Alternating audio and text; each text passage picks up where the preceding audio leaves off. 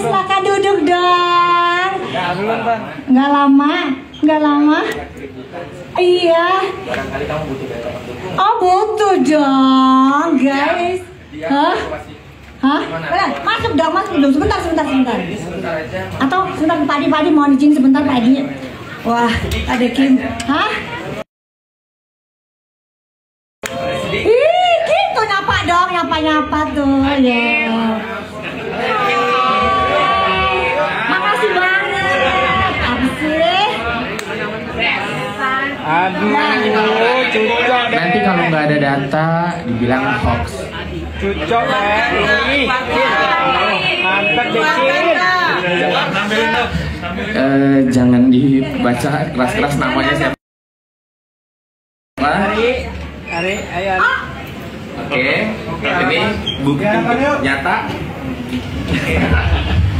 Dan hidup ini Mana? Oh, udah ketemu ya. Ih, nyata ya. Oke.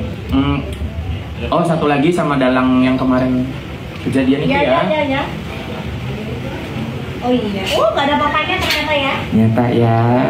Karena gini, aku cuma berpesan aja sama siapapun yang berusaha untuk menjatuhkan Doktif dimanapun, jangan seperti itu. Kan kita semua bisa menyelesaikan masalah dengan cara yang lebih cantik, tidak perlu keroyokan atau melakukan kekerasan di luar ya.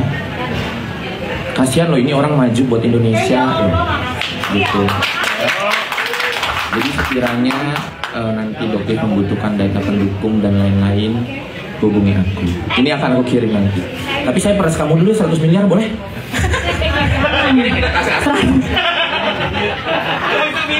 Langsung. Bukan itu apa sabar. Ya, oke, terima kasih. Thank you. Oke. Thank you. Wow. Aduh, katanya ada yang bilang nggak pakai itu ya, nggak pakai buzzer, nggak pakai ini, ketahuan. Namanya atas nama situ. Ih, tahuan banget datanya. Dokter tadi lihat ya, semuanya ada ya. Jadi jangan ya.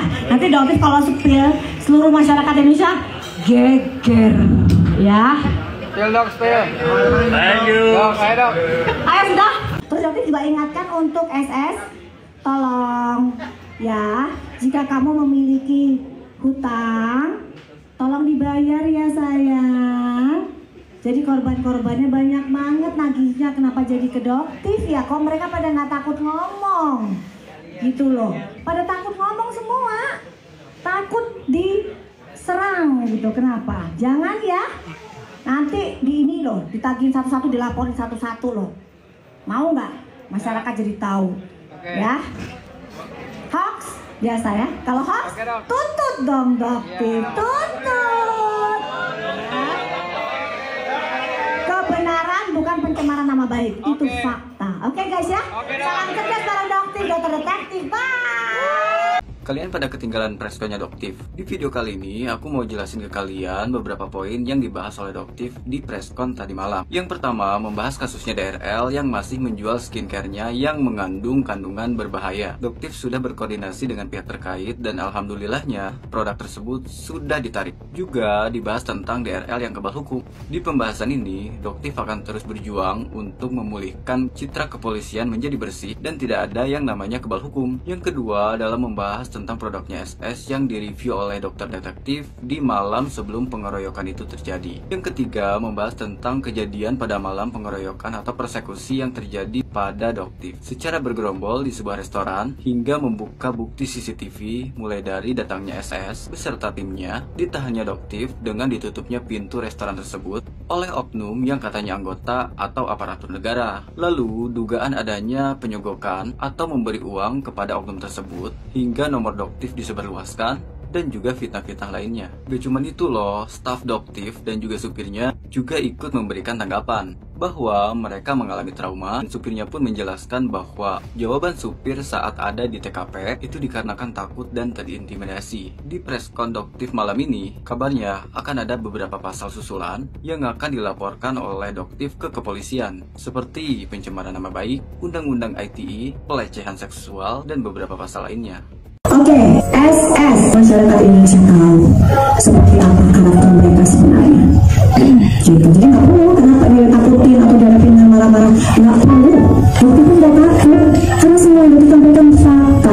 Jadi kalau kamu tidak cabut laporan kamu, dokter tidak akan cabut, dan kamu tahu ya pasal yang dokter berikan berlapis. Jadi guys, itu adalah rekaman press conference yang dilakukan Doktif semalam bareng kuasa hukum dan awak media. Intinya ada 3 poin yang menurut gue harus diketahui sama masyarakat. Pertama, statement BPOM tentang larangan influencer atau konten kreator melakukan review dan penilaian terhadap skincare itu nggak bener sama sekali. Jadi itu cuma gorengan dari pihak-pihak tertentu yang emang nggak mau produknya di-review secara jujur. Bahkan menurut Doktif, BPOM sendiri bilang kalau review atau penilaian skincare di media sosial itu adalah unsur dan upaya dalam perlindungan konsumen. Jadi buat konten kreator dan influencer bebas melakukan review skincare secara jujur, terutama buat skincare yang mencurigakan. Kedua, pelaporan Doktif itu bukan cuma kasus pengeroyokan atau persekusi yang dilakukan pihak SS, tapi Doktif juga melaporkan DRL terkait etika profesi dan salah satu skincare yang dijual oleh DRL dan istrinya, yang izin edarnya ternyata udah dicabut sama BPOM tapi masih dijual sama DRL dan istrinya. Ketiga, barulah kasus pengeroyokan dan persekusi yang dilakukan oleh gerombolan SS, dan ternyata Doktif itu melaporkan semua orang yang ada di dalam gerombolan SS, termasuk staf-stafnya SS yang ada di sana itu juga dilaporkan sama Doktif. Dan pasal yang dituduhkan ke SS dan gerombolan itu berlapis guys, mulai dari pengancaman, pengambilan hak kebebasan, pencemaran nama baik, dan masih banyak lagi. Pertanyaan besarnya, apakah mereka beneran bisa dihukum dan ditangkap? Soalnya katanya ada yang bilang mereka itu kebal hukum. Nah disinilah nama baik kepolisian dipertaruhkan. Kalau bisa ditangkap, memang masih ada harapan soal penegakan hukum di Indonesia. Tapi kalau ternyata beneran ada orang kebal hukum, ya berarti dugaan kita tentang kepolisian selama ini benar adanya. Tapi nggak tahu, gimana menurut kalian? Coba tulis di kolom komentar.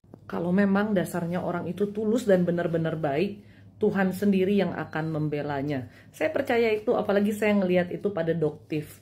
Ya kita tahu ya, sekarang lagi rame banget nih kasusnya SS dan Doktif gitu ya. Dan ada lagi satu dokter, ya inisial dokter E itu, dan kemarin Doktif dikata-katain mukanya bopeng karena menolong orang di masa COVID. Doktif itu sedikit sekali membela dirinya kalau saya bilang ya. Terlalu sedikit bahkan. Dia hanya menjelaskan bahwa mukanya bopeng ya karena nolongin orang COVID gitu kan. Dan dia lebih banyak diam karena banyak pihak yang harus dilindungi oleh dia. Tapi justru banyak sekali para netizen ya yang juga entah dari mana nih kalian nih bisa dapetin info soal Doktif dan segala kebaikan yang dulu dilakukan oleh Doktif. Ternyata Doktif ini juga sudah aktif banget dari dulu untuk kegiatan kemanusiaan. Saya baca-baca juga di komentar ada yang bilang, oh ya waktu gempa di Lombok, saya tuh mendampingi Doktif turun ke lapangan. Saya adalah timnya Doktif dulu di Lombok, jadi nganter-nganterin Doktif gitu. Ternyata banyak juga yang posting ketika masa COVID, gimana tuh Doktif menjadi garda terdepan. Dan banyak juga pelayanan-pelayanan lainnya yang dilakukan oleh Doktif untuk menolong orang. Seperti apa yang dia dedikasikan dirinya dalam sumpah jabatan dokternya. Saya tuh dapat hikmatnya adalah teruslah berbuat kebaikan dengan hati yang tulus. Kita juga nggak perlu umbar-umbar kebaikan kita. Kita nggak perlu kita yang membela diri kita dengan bilang saya ini begini. Ternyata ketika kita dipojokkan dan niat kita itu benar, kita juga selalu melakukan perbuatan yang penuh kasih, Tuhanlah yang akan membela kita melalui orang-orang yang Tuhan gerakkan hatinya untuk melakukan pembelaan itu. Ngelihat ini saya jadi makin terharu ngelihat Doktif ya. Segitunya Doktif itu berjuang melindungi banyak orang, menolong banyak orang. Saya salut dengan Doktif. Jadi kenapa resellernya juga harus Doktif lindungi? Kalian bisa melihat seandainya Doktif kasih tahu dengan karakter mereka yang seperti itu. Reseller-reseller yang sudah menghubungi Doktif, bahkan yang tidak mengerti apapun, itu dikirim pesan yang cukup mengintimidasi oleh siapa? Doktif nggak tahu. Dan di ruang mediasi, Doktif ingat banget. Oh mungkin Ko Along bisa masuk. Ko Along nanti.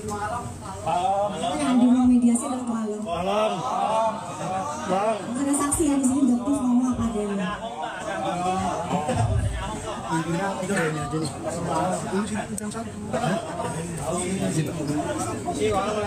Nah, di sini juga dokter jelasin ya. Misal di sini ada brand something. Brand something itu kan brand dari Indonesia ya. Di sini tertulis 10% niacinamide. Pada saat dokter cek lab, dia memang 10%. Nggak ada masalah. Dan dokter ketemu dengan Iren sebagai owner itu baru di acara kemarin TV1 yang dulu itu. Selanjutnya dokter nggak pernah ketemu. Ya, jadi jangan digiring-giring lagi. Ya, nah ini yang produk Skindevic yang dari China. Dia di sini 10% niacinamide. Dokter cek memang 10%. Gitu. Jadi kalau memang sesuatu yang memang faktanya begitu, kita tertulis 10%. Diuji lab memang 10%. Gitu loh guys. Jadi nggak ada apalagi dokter berubah. Makanya dokter berani berbicara. Karena dokter memiliki bukti dari uji lab. Jadi kalau dikatakan dokter di studi goreng, kan belum terverifikasi. Dokter salah juga belum terakreditasi. Tapi bukan berarti hasil labnya salah guys. Dokter sebagai konsumen, dokter berhak dong melakukan uji lab. Siapapun, bahkan teman-teman wartawan di sini juga berhak. Karena itu adalah bentuk pengawasan dari masyarakat. Tidak ada undang-undang yang melarang. Ya, tidak ada undang-undang yang melarang. Dan itu pun ya beliau dokter Torna katakan tidak ada aturannya. Jadi tolong jangan digoreng. Makanya kenapa kok dokter minta teman-teman datang berhenti menggoreng Badan POM yang bilang nggak kerja nggak tidur. Tidak, itu hanya potongan-potongan dan giringan opini dari mereka-mereka yang cenderung bermain nakal atau membohongi masyarakat. Yang tidak ada masalah, nggak ada masalah. Itu buktinya sama dokter. Ada satu lagi owner Cindy Viola ya, selebgram ya. Itu juga digoreng guys. Dokter berani bersumpah demi Allah, dokter baru ketemu di ruangan yang disediakan oleh Badan POM. Tapi kalian tahu beritanya apa? Oh, sudah tenang itu. Berarti ada apa? Gitu. Sampai ada chatnya, lihat ya itu ya. Dokter, dia baru mendapatkan nomor WA dokter per hari ini karena sudah mulai ada gerakan penyerangan ke sini. Jadi luar biasa ini guys. Luar biasa. Siapa yang mendekati dokter pasti akan diserang. Kenapa? Kenapa takut kalian? Nggak perlu takut sayang ya. Dokter akan terus slay ya.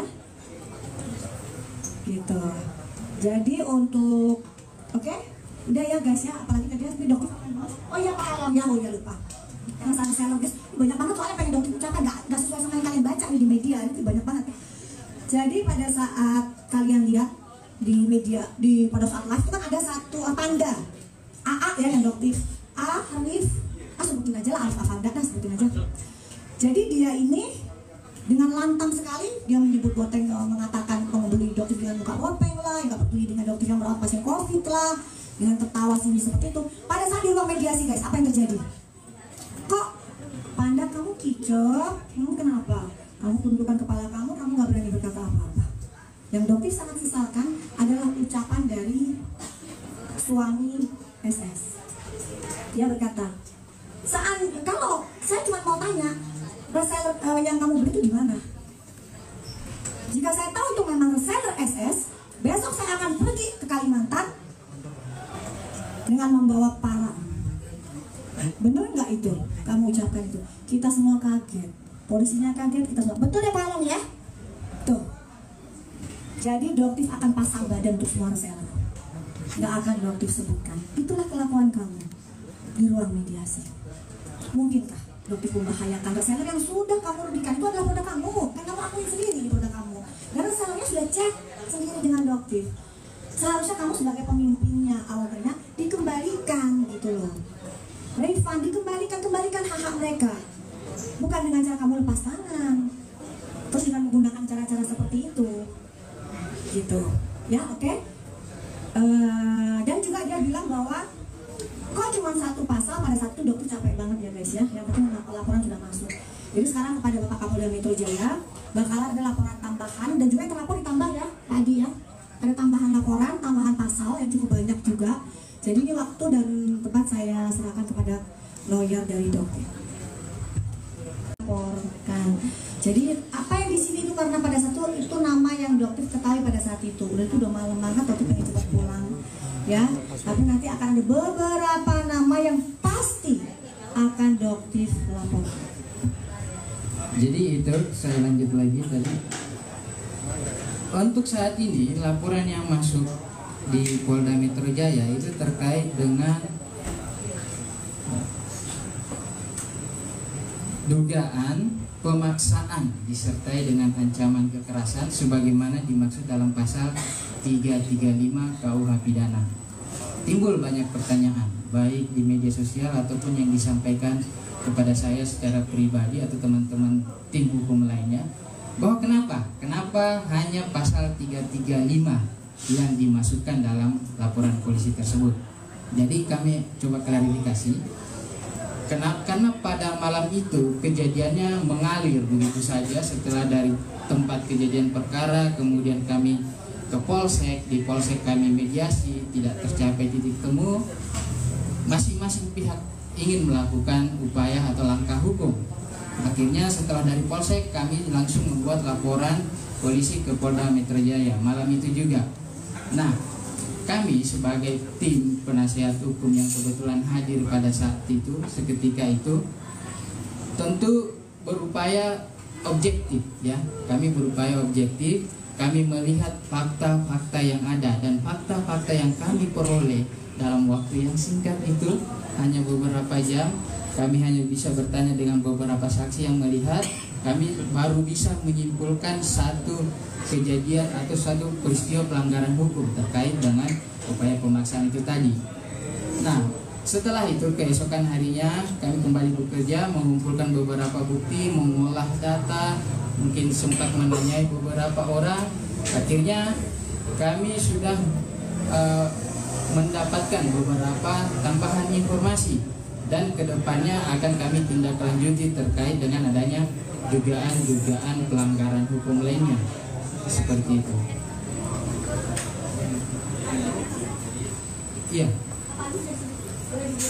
Oke, baik, terkait dengan tambahan-tambahan pasal untuk saat ini terkait dengan penghinaan dan atau pencemaran nama baik, ya, itu sudah banyak videonya beredar yang menunjuk dokter bahwa kamu menipu. Nah, itu sudah sangat kami duga kuat itu telah terpenuhi unsur-unsur penghinaan dan atau pencemaran nama baik. Iya.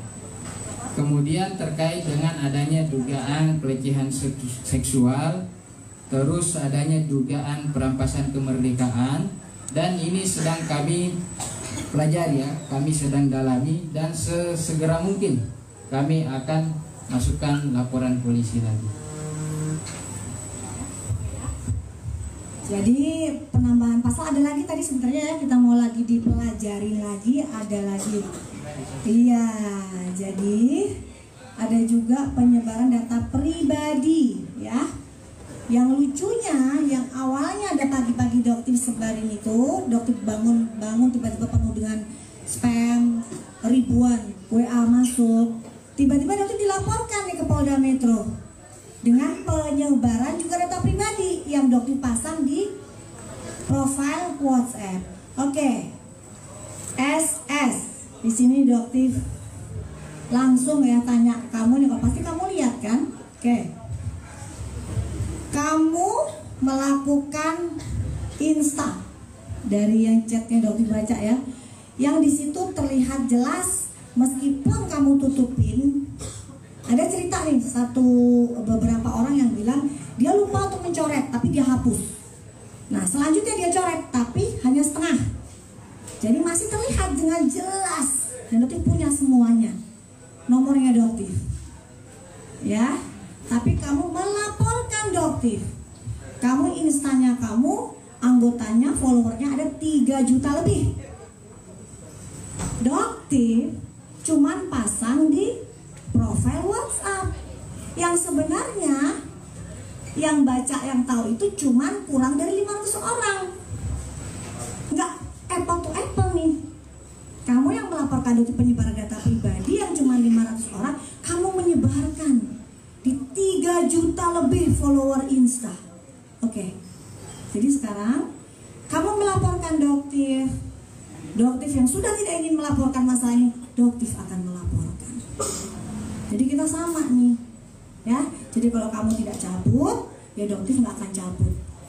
Dan hukum di Indonesia itu dokter yakin akan adil.